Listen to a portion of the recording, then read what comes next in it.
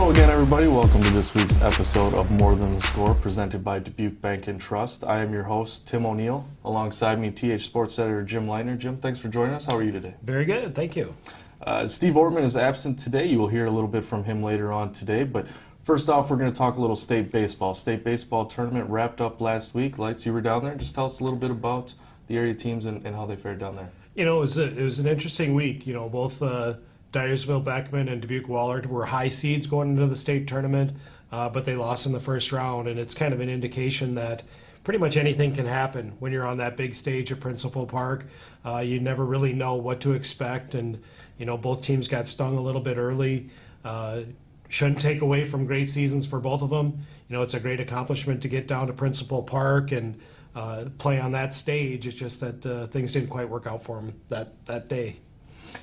Some close games too. Just what can those kinds of teams take? The teams that made it down to state, what can they take from those appearances and kind of pull into next season?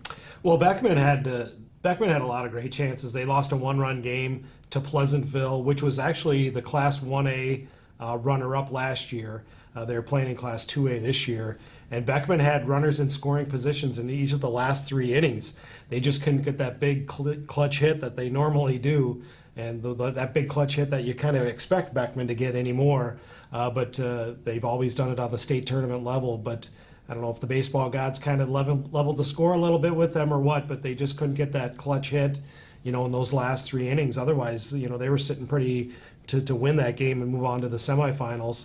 Wahlert was a different case. They lost actually by the 10-run rule, but it was a very close game for the first 4 innings.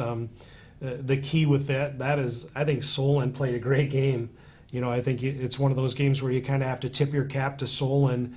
They were getting great at bats. They were fouling off really good pitches. You know, the pitches that, you know, the Wahlert pitchers wanted to throw, or, you know, they were locating the ball really well. But Solon just had great approach at the plate, and they always, you know, seemed to foul off a pitch or, you know, get that clutch hit when they needed it to. So I think that was more of a matter of, you know, tipping your cap to Solon and for playing a great game.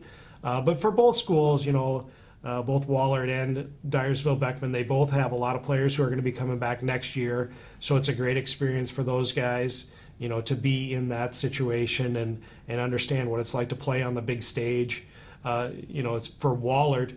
You know, Wahlert made the state tournament last year, but unfortunately, rains forced them to play at Southeast Polk for their first round game, and they got beat. So last season they didn't even get to play at Principal Park, which was kind of a bummer for them. So it's kind of good for them to get back and experience what that big stage is like. And I know you were down there for Edgewood Colesburg when they played their first round game a week ago, and it's a phenomenal stage, and you know, it's a lot of fun for those guys to play on that stage. I'm sure it's a lot of fun for the fans just to be there and to watch, you know, the kids that they've seen grown up for years playing on that stage.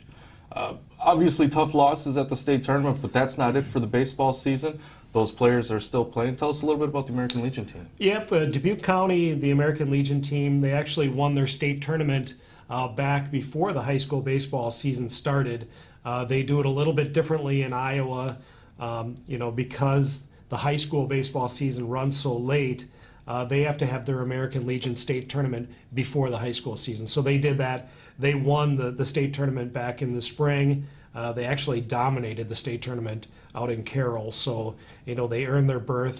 Now they're going to Bismarck, North Dakota this week to play in the Central Plains Regional. It's an 8-team tournament. There are 2 teams from Minnesota, 2 teams from Nebraska, the host team, which is Bismarck, and then there's the state champions from both North Dakota and South Dakota. So it's an 8-team double elimination tournament. They play by, there's no substitute. If you substitute, you can't re-enter like you can do in high school baseball. And it's double elimination, and the winner of that tournament goes on to the World Series in Cary, North Carolina next week. So Dubuque County's got a really nice team. They've obviously they dominated the field at the state level. And, you know, they've had a lot of success in the high school season. So they've got a lot of guys who are used to playing on the big stage. So I wouldn't be surprised to see them make a nice little run at the Central Plains Regional. Is this the stage that they've been at recently? It's been a few years. You know, it's a few years ago, it seemed like they were making it pretty much every year or every other year, but it's been a little bit of a dry spell the last couple of years for Dubuque County. But they do have a nice long tradition going back, several years that they've been able to win the state tournament and make it to the Central Plains Regional. So it's a really cool thing for this team. A lot of guys felt a little disappointed that they couldn't take it a step further when their high school seasons.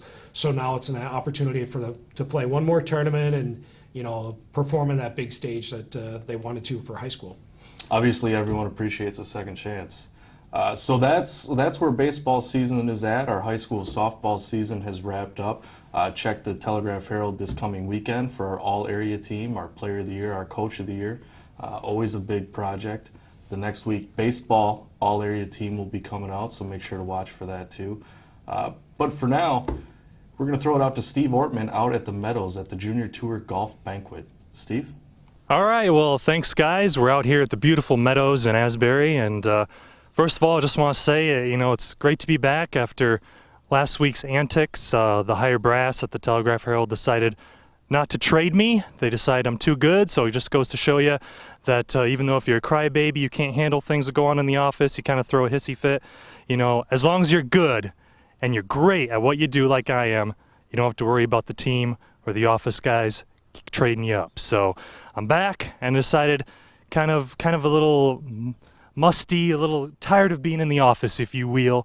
So here I am on location at the Meadows here in Asbury for the prestigious Telegraph Herald Junior Tour Banquet. All the great young golfers from the Tri-States have come to the Meadows for this big event, and I decided to get out of the office, come out here. It's beautiful weather, as you can tell. What a great summer we're having. And I'm out here going to talk to some of the junior golfers, run them through the windmill a little bit, give them a couple easy questions, maybe a couple tough questions, talk to some of the golfers that competed here at the Telegraph Herald Junior Tour this summer. All right, well, I'm here with Rose, and tell me, how exciting is it to win a championship here on the TH Tour? It's pretty nice. I mean, there are a lot of kids in our age group, so it's really an honor. Sure, and now I got a tough one for you. If a tree falls in the woods and no one's there to hear it, does it make a sound? Only if a golf ball hits it. Tell me a little bit about this past spring race. I know obviously you had a lot of success with the Cascade team. Yeah. Oh, I made it to state this year and kind of went into the summer a little bit, which it helps playing spring golf, and then summer taking a little break after a little bit. Sure, but I'm sure you have all the answers when it comes to golf, but here's one for you. Why do superheroes always wear their underpants on the outside? You'd have to ask them. You're not a superhero? No, I'm not. No, I'm not. Maybe I'll go look in the mirror. What is it like to be part of this TH Tour this year? It's amazing. It's a great experience to play at all different courses and meet different people from all over the Tri-State. Sure, now here's a tough one for you. What would happen if Batman got bitten by a vampire? I don't know. I don't know. Don't know? Me either. What makes you want to get out here during the summer and be a part of this event? It involves a lot of good courses, and you just play all over the city and all over the different areas. So it's just fun to get out there, hang out with the guys, and just play a fun round of golf and just enjoy yourself. Sure, and here's another one for you. If something goes without saying, why do people still say it? I don't know. It's we can't say, right? Yeah, can't say. Yeah. And now, is it true that cannibals don't eat clowns because they taste funny? It's true. I mean, false. I don't want us to do. All right, guys. Well, that's going to do it for another prestigious year of the Telegraph Herald Junior Tour Banquet.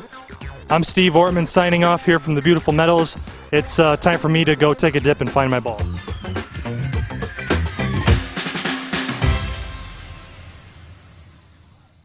All right, thanks for that, Steve. We'll enjoy your time out there. What do you think of old Steve Ortman? Well, I know there was a lot of rumor and speculation last week that the TH would try to trade him after that little incident he pulled with the jersey, the company-issued jersey. But I can say without hesitation that he's a big part of our future. We have no plans to trade him. We believe he can give us a lot of quality innings over the next few years, so we're going to keep him. Well, I'm still going to watch those trade rumors in the offseason. You never know. That's our show for this week. Thanks a lot to Jim Leitner and Steve Ortman. I'm Tim O'Neill. We'll catch you next week.